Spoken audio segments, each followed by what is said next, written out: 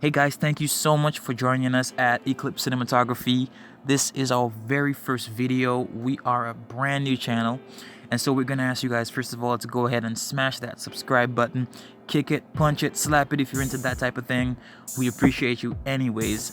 We are really grateful to present to you guys our first video, and today's video is gonna be on the power of focus. And so we're going to be showing you 3 tips that you can use to let your footage go from looking really bad to looking really good, and to emphasize the products in your footage. So this particular video, we were working with a client that wanted to advertise some watches for the website, for the Shopify store. And so we went ahead and did that for them. I think it's about 3 or 4 different types of watches. And so this is not a color grading tutorial. This one is just some tips on the power of focus. So once again, go ahead and smash that subscribe button, and let's get into the tutorial. Alright guys, so tip number 1 is going to be called center your focus. Alright, and so basically, to make a long story short, what we're trying to do in tip number 1, center your focus, we're trying to make sure that the product that we are advertising is in the center of the frame. All right, which means it's in the center of the screen. Okay, so for product videos and pictures, you want to make sure that you try to keep your product in the center.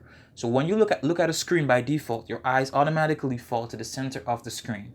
All right, and so we tried our best beforehand shooting. We tried our best to say, okay, we want to get this thing in the center of the screen, not somewhere far off, so that people will be looking at a tree, or his coat, or a window. We want to make sure that they're looking at the watch, and to do that, we had to try to get the watch in the center of the screen for almost all of the clips. Okay, so what does that do? That allows your product to be the center of attention. Okay, so quick recap. Tip number 1 is going to be called center your focus, and what that allows you to do by putting your product in the center of the screen or thereabout for most of the clips, unless there is some general exception. We will be talking about a few exceptions to the rule soon. You want to keep to the center, and that allows your product to be the center of attention. Alright guys, so tip number 2 is going to be called the blur. Blurring an object makes another object stand out. All right, and so we shot here with a really low aperture to really allow us to show a clear distinction between the product and the background. And so again, as you can see, everything comes down to the product being the center of attention. And so once you have your product in the center of the screen, which is tip number 1, tip number 2, quick recap, is blur.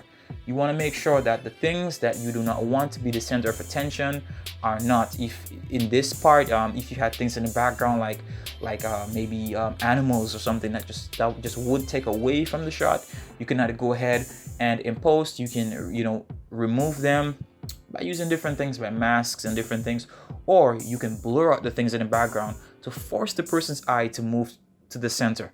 And since that's the way that we normally see things, the person's brain, your viewer, is going to be pushed to look at the center where you want them to look at. Alright guys, so tip number 3 is called in and out. And in some cases, you want to switch from blurred to focused, which really amplifies tip number 2, okay? This is going to really like double, triple, quadruple force your viewers' attention from whatever else they were doing and looking at in the shot or whether elsewhere. It's going to really pull them in to your product. And so this is like one of the more this is like an amplified version of tip number 2.